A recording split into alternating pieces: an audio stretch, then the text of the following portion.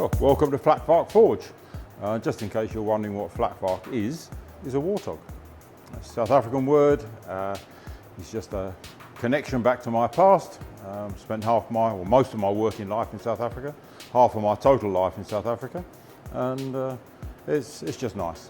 It gives us a bit of a connection back there, and it was a great place for me to learn my bladesmithing and knife making. So yeah, Vlakvark Forge, it means a warthog. Very nice animals to watch if you're out in the bush. And if you're a hunting variety, they're very nice to eat as well. So, and they give us a bit of ivory, which is quite legal to have. What we're going to do, we're going to start off with a little piece of metal. It looks like that.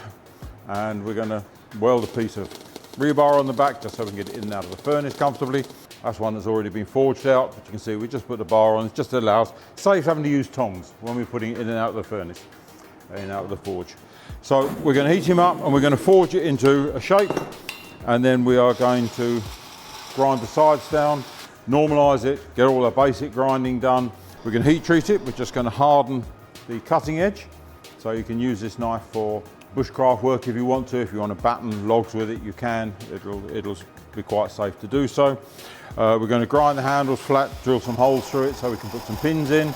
Basically get the blade finished. That'll be the end of day one. So that by this afternoon, we'll have that done. We'll go home, have a few beers, come back tomorrow morning, and then you're going to put a handle on.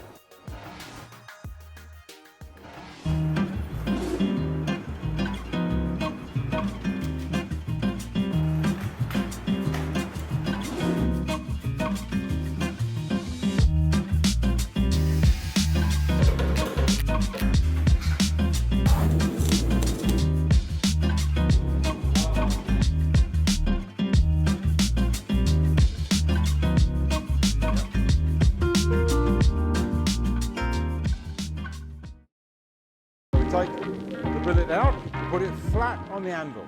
So the bottom of the blade is flat on the anvil. You hammer, and you're going to hammer down that corner there, like so. Hammer coming in at an angle until that starts to round off. Now, as you can see, if you look carefully, you can see it's mushrooming over on the end. Turn him on his side. Hammer half over the edge. Knock it down again, back up. Get that curvature a bit more where we want. Okay.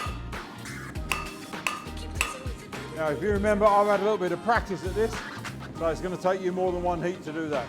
Okay. So away you go. That's it. Hammer half over the edge.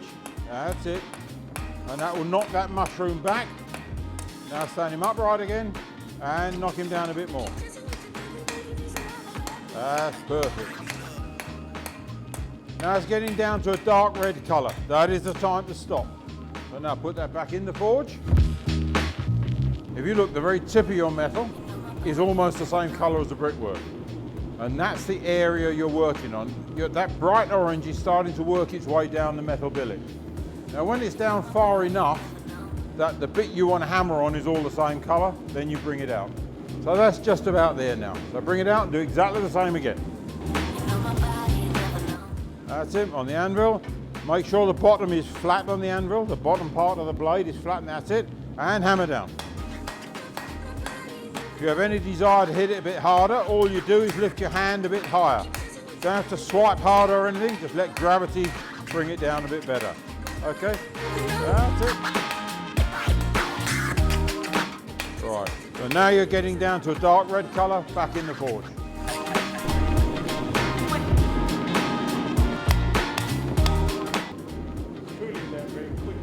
It does, and what happens is, as that edge gets thinner and thinner, and you're forging on a cold anvil, so it cools down quicker and quicker. So where you're getting your thin part, you hammer that first, before you lose the heat. You might only get 2 or 3 shots and it starts going black. Once it starts going really dark red or black, you stop forging, because you're going to damage the structure. But the thicker part in front will still be nice and red, so now you move up. Chasing the red, we call it. Okay, so that's well hot enough. Get on there and get on there quickly before you lose any heat.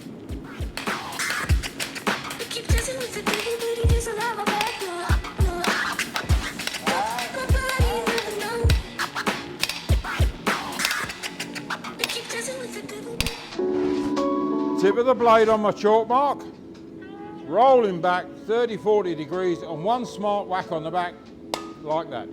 So there I've got a nice mark that I can see. I put that mark on the edge of the anvil, hammer half over the edge, it's a mark on the side. Exactly the same on the other side. So now I've got my marks on the side. They're not easy to see, but if you look hard, they're there. Now the hammer's half over the edge, and I start hitting the edge of the blade.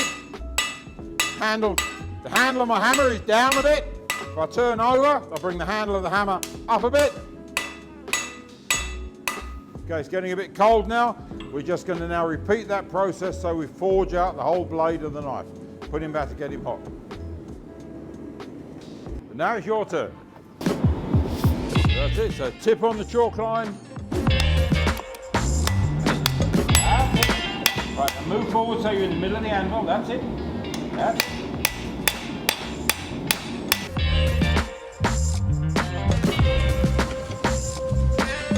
That's it, on the anvil. That's it, you're forging the straight side. Don't come past that mark, that's it.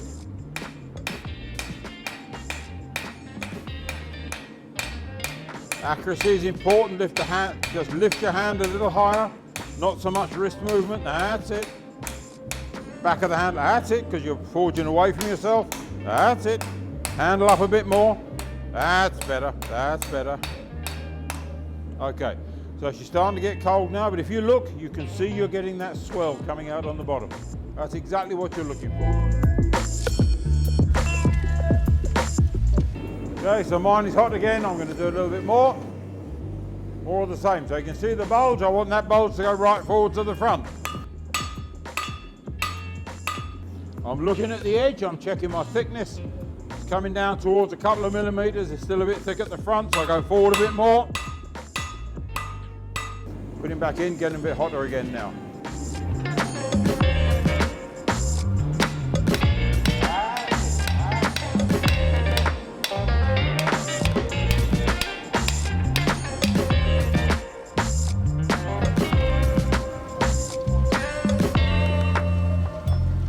Towards that edge. That's it, that's it. Lift the hammer a bit higher each stroke. Not faster, just higher. Then it'll come down harder. Have a look there. There is your widest point, but I don't want to hammer too much and I want to get a nice steady taper. So there's the widest bit on the anvil. Hammer about a third over the edge and just hit it 2 or 3 times and then have another look and see where that taper's coming from. Oh, there's that bit needs most now. 1 or 2 hits, have another look. Oh, I need a bit more at the front. Just slowly generate that taper. Don't try and do it all in one long hammering up and down the taper, because you'll get too much here, not enough there. Much easier to do it in very tiny baby steps.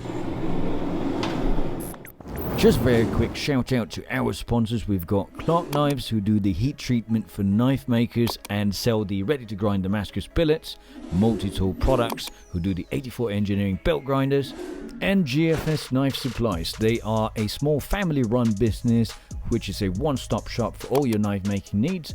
They do the abrasive belts, carbon steels and knife handle materials for knife making, some quenching oils and the rock blade heat kilns. Please click the links in the description below because they help us in making more videos like this.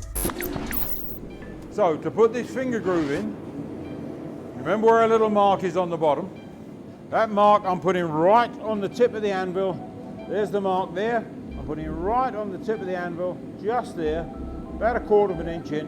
And I'm making sure my hammer is on the center line of that bit of the anvil. I'm gonna give him a tap. Now I've got a little ding, you can see it. I'm gonna sit that on there, I can feel it. Now I can feel it easily. But you've got to line it up every single time. You're only gonna get 2 or 3 hits. Already you can see it's getting cold. You can see the finger groove coming in. So I'll do another heat, do exactly the same again. When that gets a little bit deeper, then we'll forge out the damage that we're doing on the back of here, and then we can start working on the handle. I'm going to forge on the back of that finger groove, and that's also going to straighten the back of my knife a little bit. Just tapping on there, being careful not to hit the cutting edge.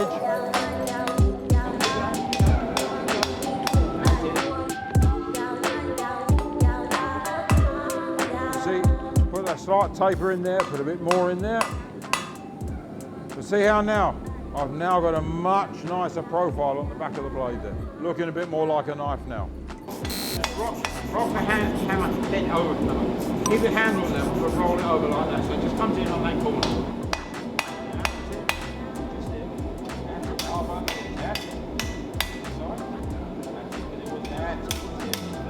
Good even thickness all the way along, a little bit thicker there, but that'll grind out. Back shape is nice. So what I'm going to do now, I'm quite happy with what I've got up here. I will just thin that run out a little bit more, but for now I want to start tapering the handle of the blade. So the handle here now is parallel. We haven't done anything to it, it's just the basic thickness that we started with. I want to taper it down a little bit at the back. So I'm going to draw you a picture of how we do that. It's much easier than working with that piece of metal. So what we're going to do with the back of that handle's coming down there, there's a big weld there, and there's my rebar. I want it, that is about 6 millimeters thick. I'd like to get the back of that knife to about 3.5, 4 millimeters if I can. And if I start forging in the taper, with all the hammer marks I'm going to see on the edge, coming from 6 mil down to 4 mil, I'm not going to see anything very easily at all. So what I'm going to do is I'm just going to hit my hammer on there. I'm going to hammer that piece of weld metal down. I'm just going to forge that back end there. Just like so. There, with that hammer. And I'm going to hit him really hard. There, and I'm going to go slightly from side to side. What that's going to do is that will cause the back end of that hammer to flare. And the same on this side. Why does it flare? Because I'm making the metal thinner. It's got to go somewhere. Can't really go that way because the rebar's there, can't go that way because the blade's there, so it spreads. That flare tells me that I've thinned the metal. Great, I've now got it thinned at the edge where I want it to, but I want a steady taper going forward. So now where the bottom of that curve is, I'll now bring the hammer to that point there. When I hammer back and forwards across there, it's going to start filling that part out. And then I'm going to bring the hammer forward a bit more and it'll flare it out a bit more until I've got a nice, steady, triangular kind of shape, getting wider and wider. I want to keep that taper fairly steady and fairly flat so that I can grind it flat afterwards and fit my handle scales onto it. Okay? So, here's the first op. I've got it nice and hot at the back end there. Here I'm giving it some hefty blows. Turn him over, bit of work on the other side. So if you hold him up and look at it now, you can see it's starting to flare. That's there, that's it. And as hard as you can. That's better, lovely. Turn over. You're trying to get the hollows out on the side of the handle. So where it's hollow, hit it.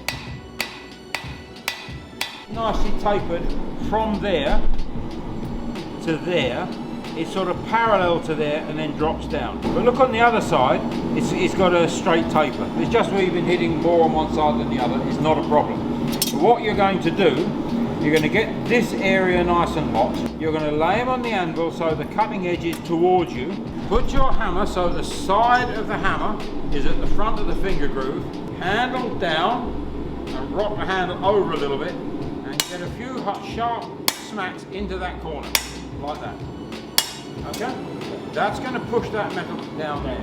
Then we're just going to do a bit of shaking up the front and then we'll be done. That's it, that's it, that's it. Up and down and back again and back. And up to the front. Turn over. And exactly the same on that side. Ah, it's looking lovely. See how that shape has changed now? Yeah. Okay, it's got a bit wider. Didn't get as long as I was hoping, but it's looking nice. But what we're going to do now, we just need to turn that tip up. I'm going to hold him up there like that, and you're going to tap it there.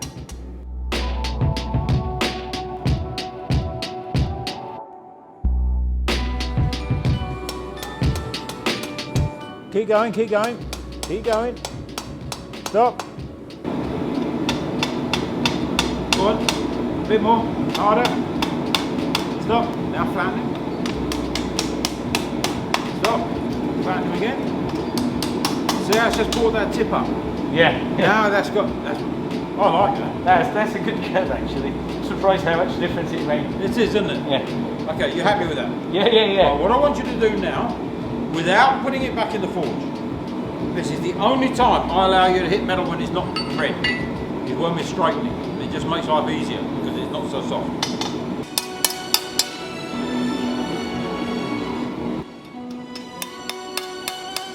Yeah, that's semi-straight.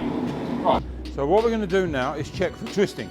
The blade is fairly straight compared to the blade is not. So it's only really the back end of the handle that's got a bit of a twist in it. So we're going to warm it up. We'll take it down to the vise and take it out with the bobby yarn, the monkey wrench. Yeah. Okay. Bobby yarn is Afrikaans for a baboon. So they call it a bobby yarn spanner. And it's just stuck in my head. It's a monkey wrench. Okay. So if we get any South African friends watching this, they'll know what a bobby yarn is.